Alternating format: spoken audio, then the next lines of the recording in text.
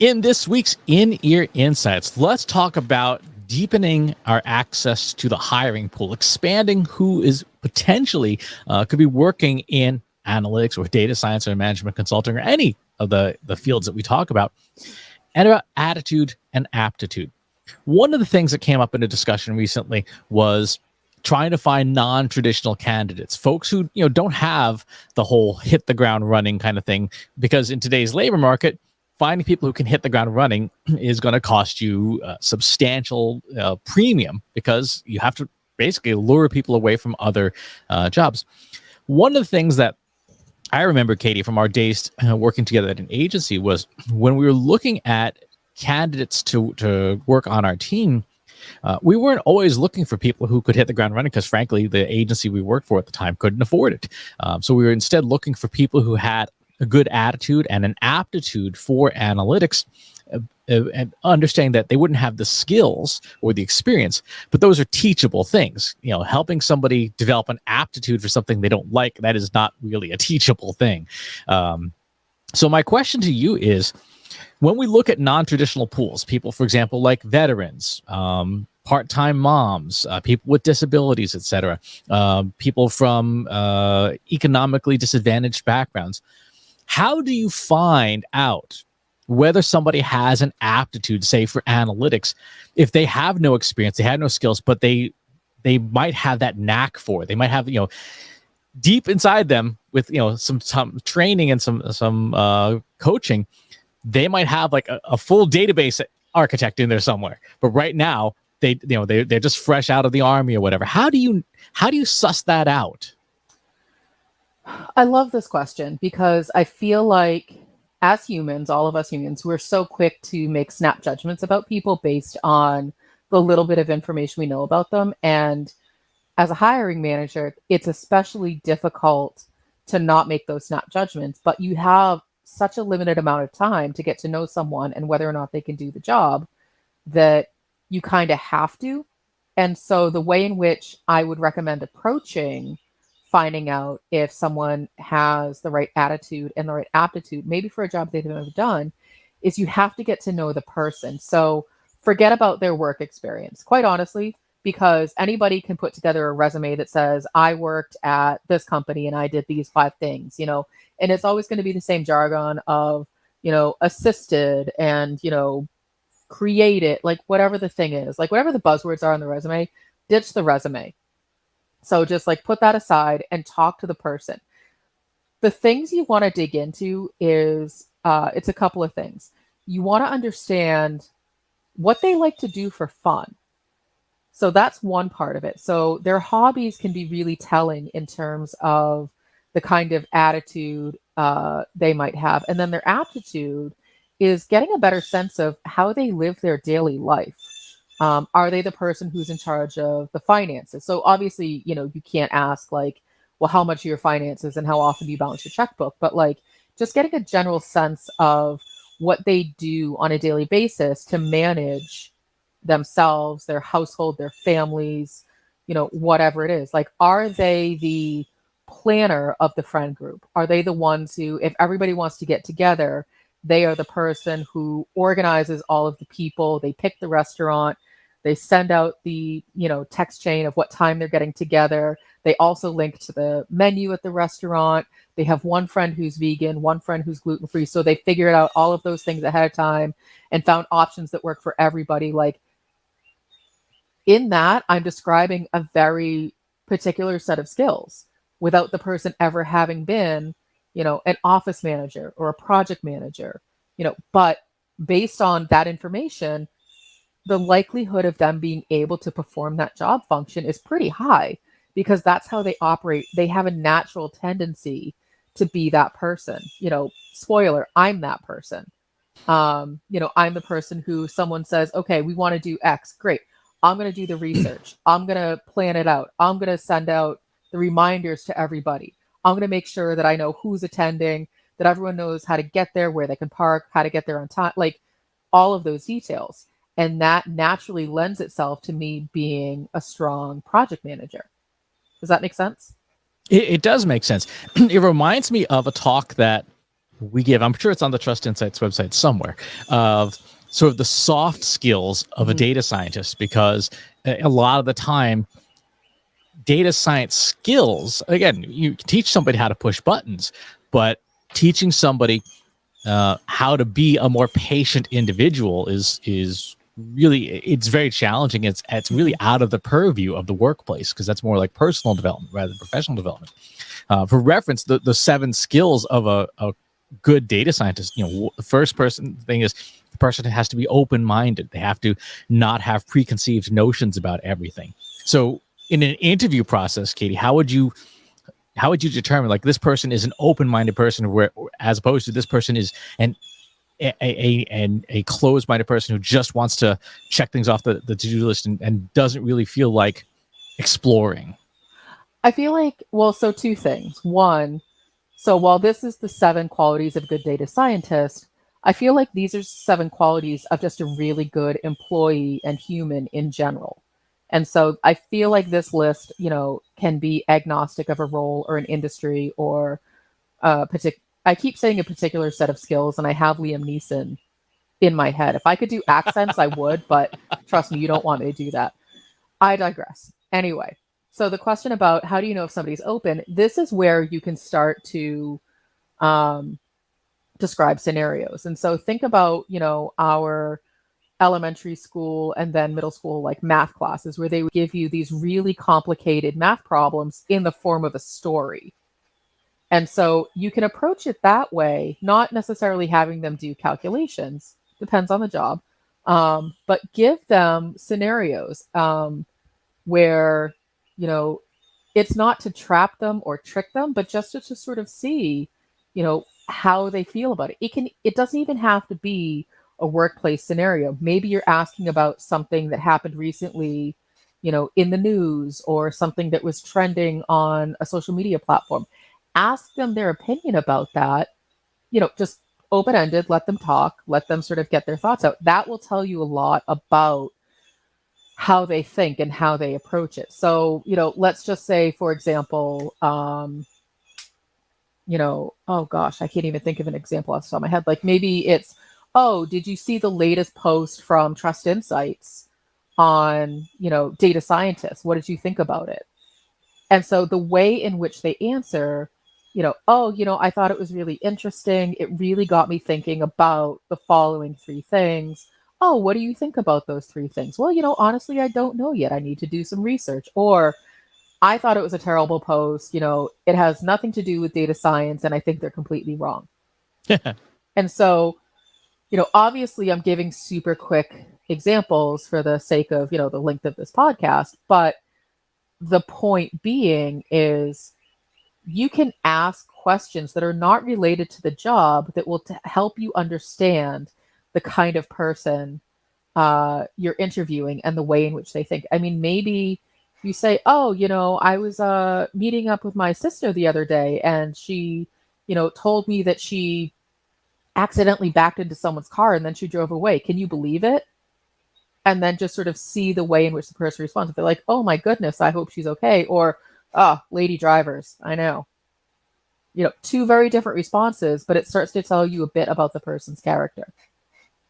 Gotcha. That's where a lot of those questions, the sort of describe a time questions come in, right? So describe a time when you presented information you didn't agree with and how you reacted to it. I will say there's a problem with that. Okay. Because what you just said to me was, tell me how you acted correctly, even if you didn't. Because you said, describe a time where you were presented with information that wasn't correct. So me, as the person being given that question, I'm like, oh, so they want to know how honorable I am with data. So let me go ahead and tell them what they want to hear. It's a good question, but you just have to know that it's a leading question. Okay. How would you rephrase that to focus on the trait of openness? It may be an opportunity to bring up, an example of a data set. So let's say you're hiring a data scientist. You can give them, stock standard example, dummy data or anonymized data, and sort of walk through the scenario, be like, oh, so here's an example of a data set that we might be pulling for one of our clients. What questions would you have about this data set? And you can see, like, if they're saying like, well, how was it collected? Or, what's the context? What's the question they're trying to answer? This gives you an opportunity to say, well, they were trying to demonstrate conversion rates. And so we counseled them to say, this isn't the best data to use for conversion rates. And they said, but it makes our conversion rates look really good. That's an opportunity to then say, all right, so how would you respond to that? So you're still setting up it's the wrong data question, or it's misrepresenting, but you're giving them a little bit more space to answer, like, oh, well, if the client is saying that's what they want, then that's what they get. Or, an opportunity to say, well, I might take a step back and really try to dig in and find the correct data sets, those kinds of things. I feel like that would be very challenging for somebody who, again, we're talking people with no experience and no skills. That kind of question would be very flummoxing to them. So you can take it into a different case. Okay, so let's say, you're buying a car, and online it says it's $25,000, but then you go to the dealership and it's $27,000. How do you handle that misrepresentation? Do you tell them? Are you someone who would say to the manager at the dealership, hey, there's a different price point right here? Or are you someone who would just be like, you know what, I just need the car, let me go ahead and pay the extra $2,000? Again, super quick example, but think about it in the context of real life, because theoretically the skills and the ways in which you approach your job every day are the same ways that you approach your life. And so think about non-work questions. You can phrase them as, something around their pets, find out what their interests are, and then build the questions around those things, because they'll tend to have more of a point of reference.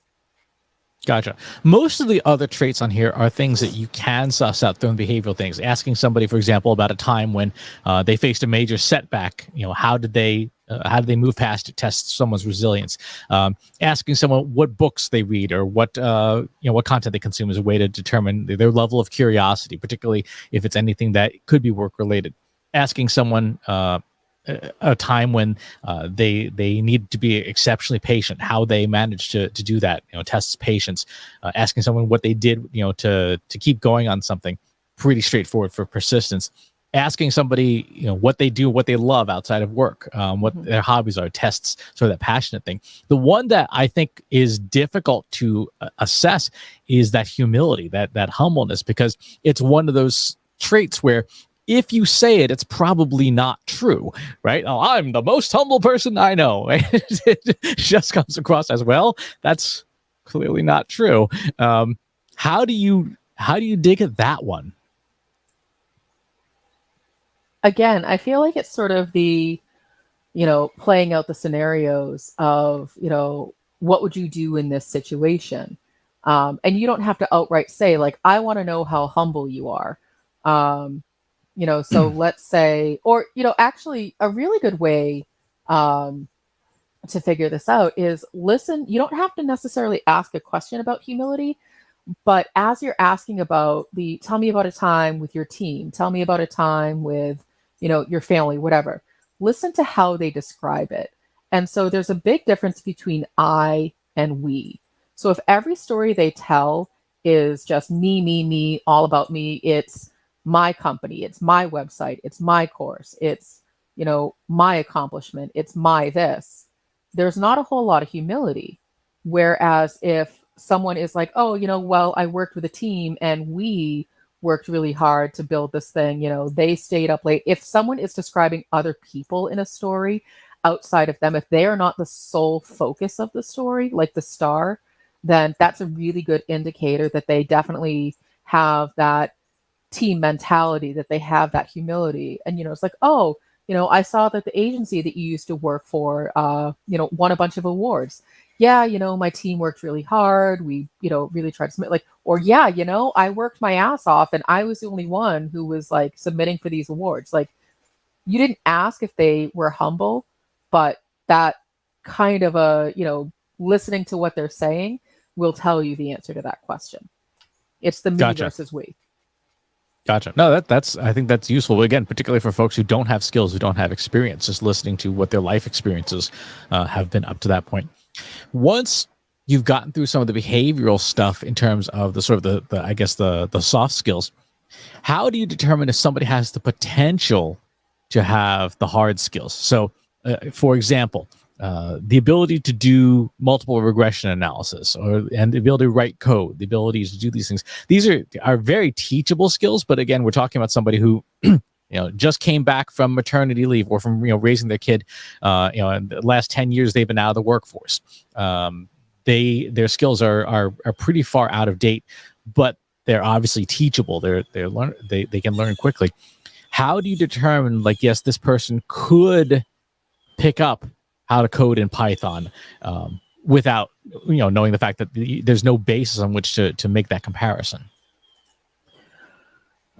If they have demonstrated an interest in learning it, then I think, I see no problem with actually showing them examples and walking it through with them. Be like, okay, so this is what Python code looks like.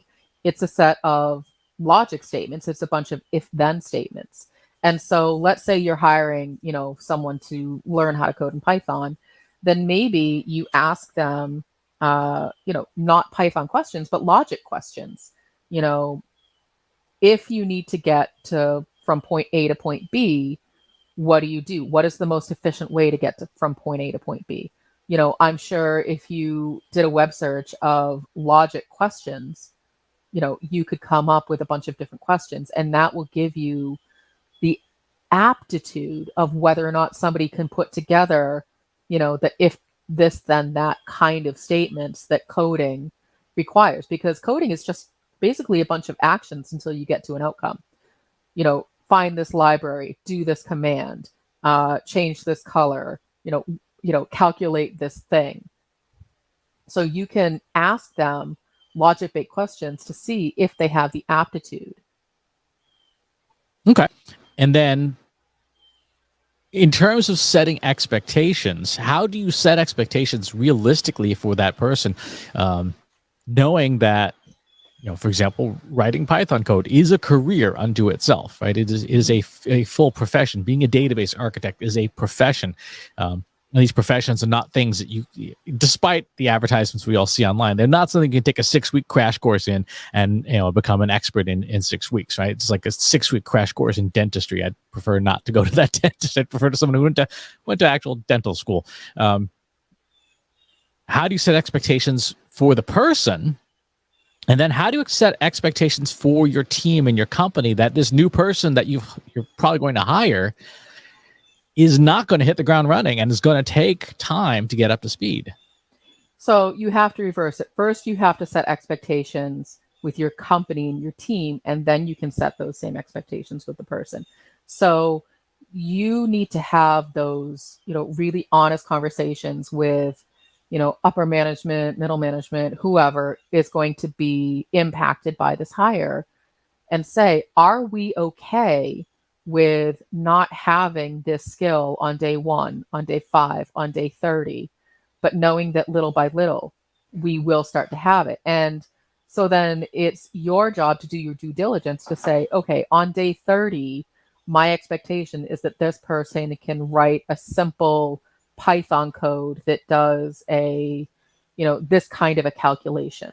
And so you start to set those milestones internally. And then as you're communicating to the new hire, you say, this is our expectation. We know that you have never coded in Python before, but we think it's realistic that by day 30, you should be able to perform X function. So that's the success measure that we're going to, grade you on, for example. However, between day 0 and day 30, we need to be constantly communicating to see, there's a hiccup here, or it's not as straightforward, but you as the new employee need to tell us where you're getting blocked. And so there's a couple of different expectations that you're setting. You're telling the person, we expect you to learn this thing. But secondly, you have to be constantly transparent with how it's going. If you feel like that timeline is not realistic, you need to help us understand why. and you need to help us understand what you will be able to do by day 30 so that I can then go back to my team and say, okay, it's day 30. Here's what we can actually do. And then, prior to bringing on this person, you need to have a little bit of a backup plan to say, if on day 30 this person can't do this thing, how do we then manage either without it, or how do we pull somebody from a different team who can do it? And so having those backup plans for the person who's hitting those milestones, and then being explicitly clear about what those milestones are. So what would that look like? Pretend you are both the manager and the candidate, and you're saying, hey, Katie's new. Mm-hmm. She seems awesome. She needs to start coding in R. Mm-hmm. Because that's what that's what Trust Insights runs all of its data science platforming on. What is your professional development plan for Katie, the new hire, to learn R? Knowing yourself, knowing what you can do personally.